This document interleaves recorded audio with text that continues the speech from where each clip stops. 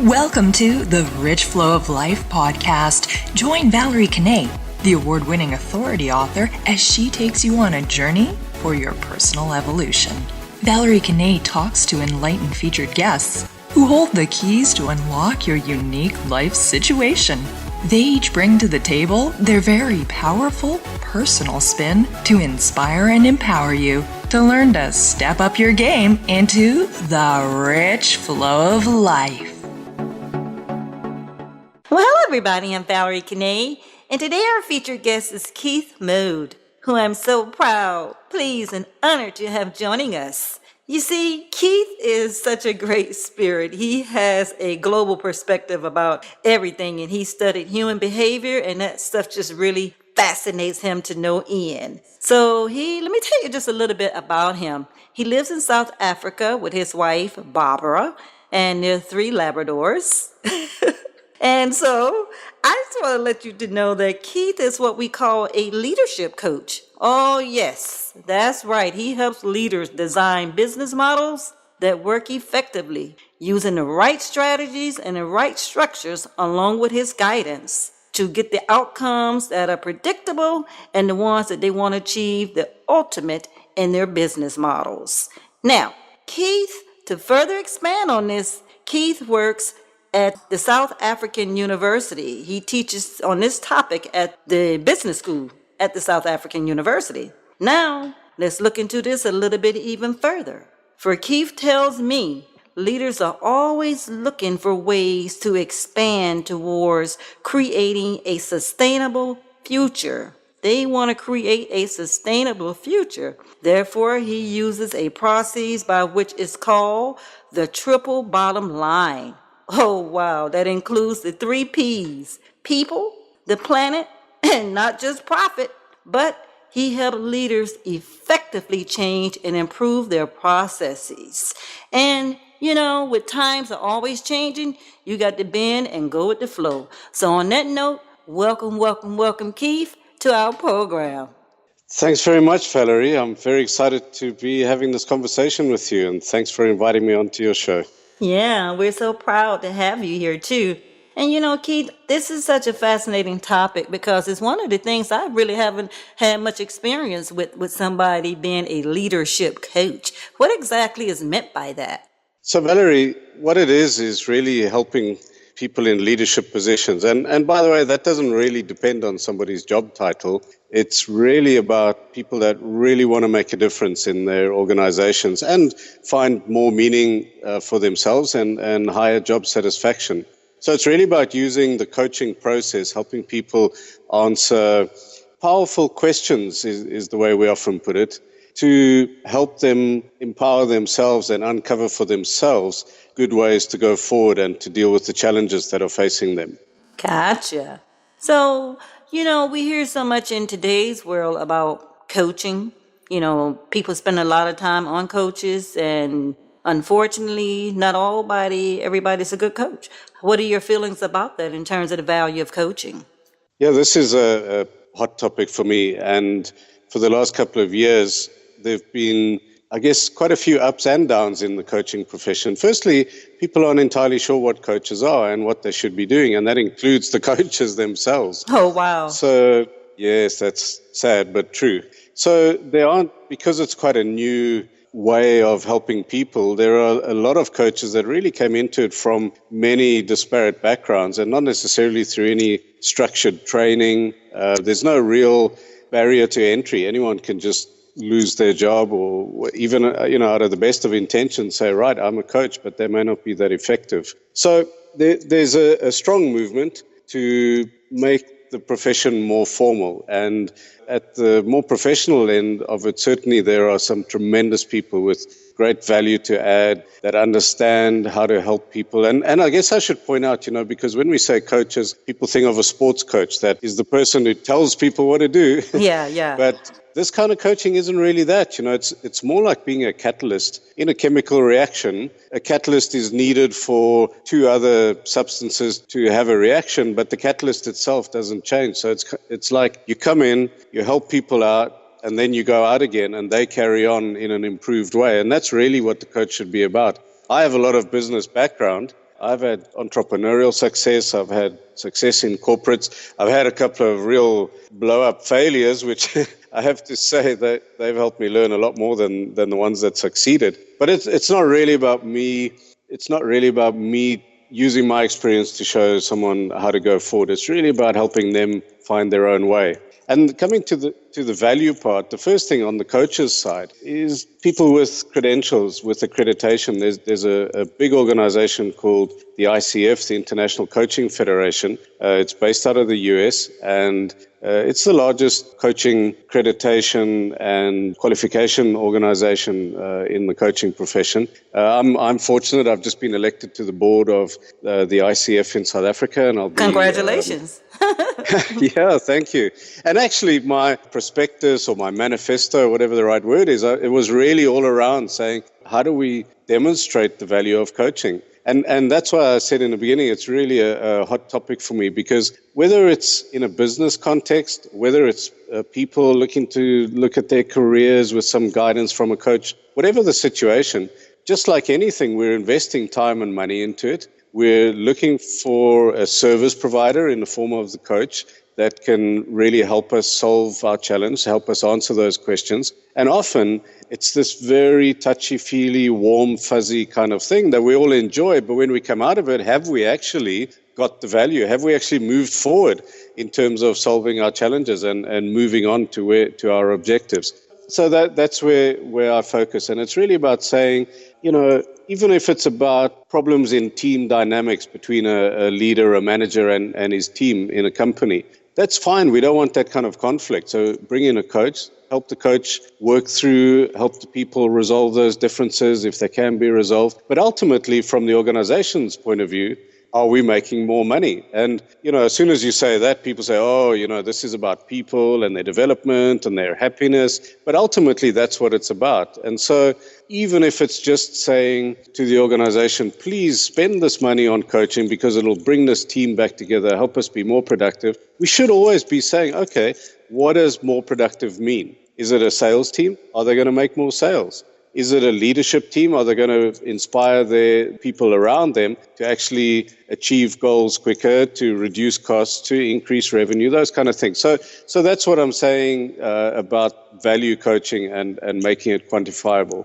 Okay. So when we say quantifiable, we're talking about in the areas of what? How, like you say, since we can't measure it, we're measuring it. I don't know if you use the word measure. Since we can't quantify it, then how do we know if we're making that progress or success? How would you know?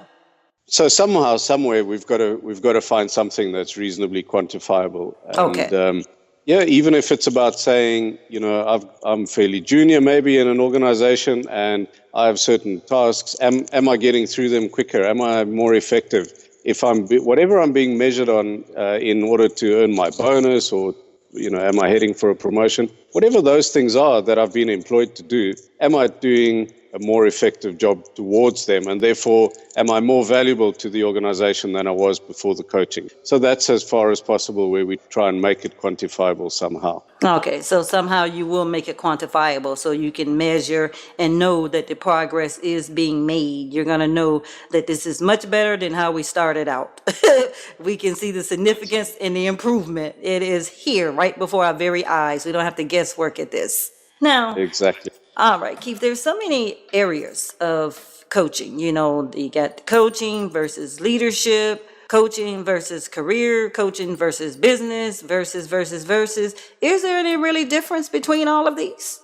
Yeah, so Valerie, that's a great question. And, I guess the answer is, like in so many things, yes and no. Yes, there is a... Oh, wow. Yeah, It's you can not tell just I've been a clear cut. consultant, right? Right? Yeah, so, when people talk about coaching, you get life coaches and they say, well, we look at the person. If they're a happier person in themselves, if they're more comfortable in their own skin, they'll be more effective in their various roles as a mother or a father or as a friend, as an employee, as a leader. And then you get people saying, well, I coach executives. And for me, it's all about how can they take their companies to the NASDAQ, or how do they grow them? And then you have people saying, well, let me talk to the individuals about careers. They're not so happy at work. So let them talk to me and I'll help them work through that and possibly they need to move on, or they need to be more assertive in their career path and so on. But if you step back from all of those, ultimately we're dealing with people.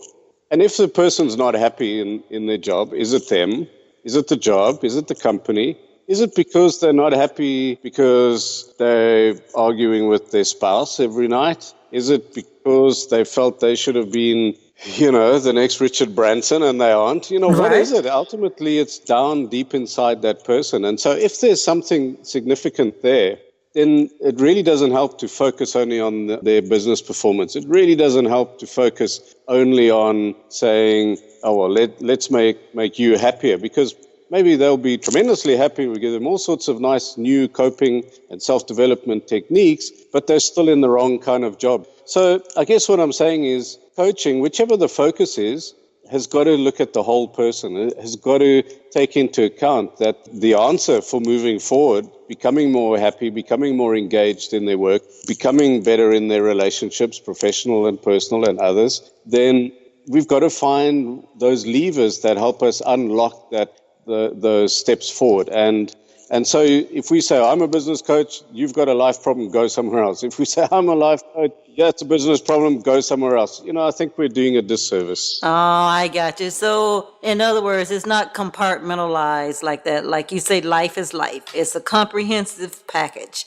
You don't just get one piece of the puzzle and that's the picture. It's a whole comprehensive package that makes everything work. I got you, Keith. I don't know. It just seems like, in the area of self-development over recent years, people have broken things off into various sectors, to separate things out. And so you are working to pull all the pieces together. Are you having a hard time breaking through in that terrain, or is it pretty easy to go in and explain it to them just like you just explained to me?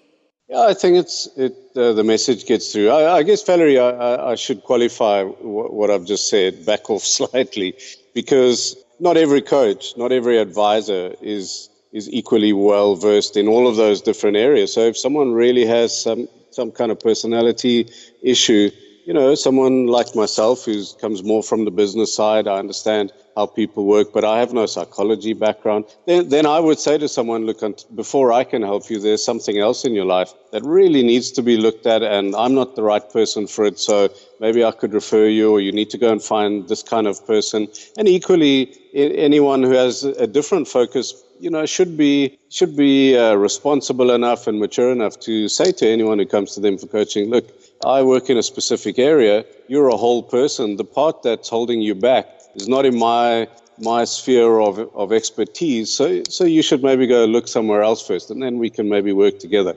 So I don't think one coach or one advisor of any sort can be all things to all people. But nonetheless, if we only focus at our part, then we may get nowhere. We may cause frustration. We may not add any value to the person at all. Wow. Well, like you said in the beginning, Keith, it's not just about, your position or just your title. It's about people. It's all about people. So I guess this is to bring us to this part of the program as our time is winding down. And so as we near the very end now, Keith, I know, like you said earlier, that, life is not just one side. It's not lopsided. We're people. We're people's person. So business is one part. And like you said, we need a personal life work balance. And so on the lighter side of things, I heard that you like to fly kites, festivals around the world, and you farming truffles. What is this all about? Yeah, no, I've been fortunate and I'm privileged to have escaped city life. 5 years ago, my wife and I moved out of town. I still travel a lot, but I was traveling anyway, living in the city. And now we live on a small farm. It's a part of South Africa called the Garden Route, because it really lives up to that name. Okay. And yeah, just in my own personal development, I didn't want to end up stuck in the rat race of corporate life all the time. And it took 7 years, Valerie, to get to the point where we could make the break and live what some people would call a portfolio life. So part of it is working, part of it is working from home, part of it is traveling. But at the same time, yeah, I love to make kites, and there are these festivals around the world. I've been to 7 or 8 countries in the last couple of years just to fly kites. That is so awesome. And what are the silent retreats all about?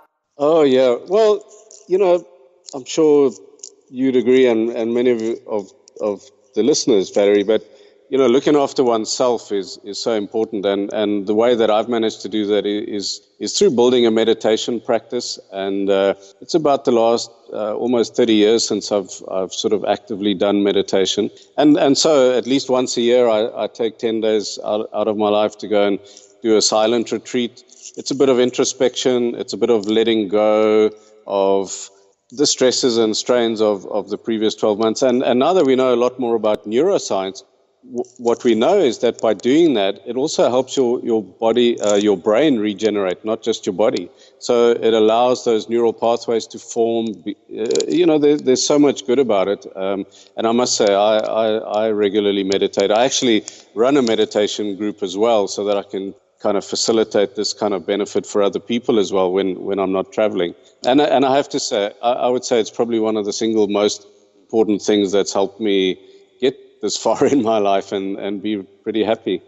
So it actually makes you more effective as a coach and as a business advisor. Absolutely. As Stephen Covey wrote in his book, The Habits of Highly Effective People, he said, you've got to sharpen the saw.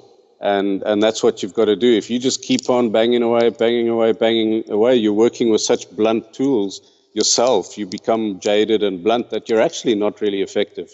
So it's really about letting yourself get back in that recharged, sharp, top of your game state. All right, getting to your optimal state. I hear you, Keith. So now I do want you to take this opportunity to let people know if they want to lead with impact. You are the go-to authority. So give us how we can get a hold of you and contact and hook into some Keith. Thanks, Valerie. Thanks very much. Look, I spend a lot of my time on LinkedIn. I focus a lot of my social presence there. I'm on Twitter as well, and on both of those, you just look up Keith Mould and you'll find me. And I have a webinar every 2 weeks, and I actually, which we didn't mention, have this high-performance coaching academy concept.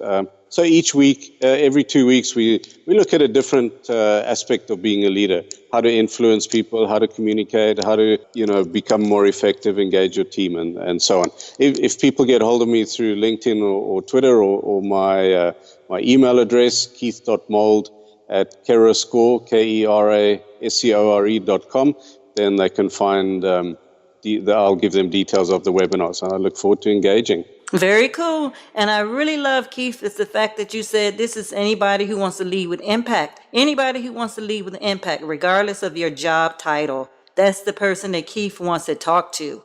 That's the one he wants to hear from if you want to lead with impact, regardless of your job or your title, right?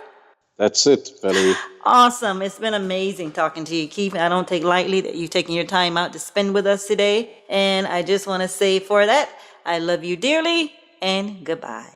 Goodbye. Thanks very much. You have been listening to the Rich Flow of Life podcast with host Valerie Kanay. We're most appreciative you took the time to be with us. And thank you. For more action, go subscribe to Valerie Kanay Talks YouTube channel and like us on Facebook at Valerie Kanay Talks and follow us on Twitter at Valerie Kanay. Until next time, we love ya.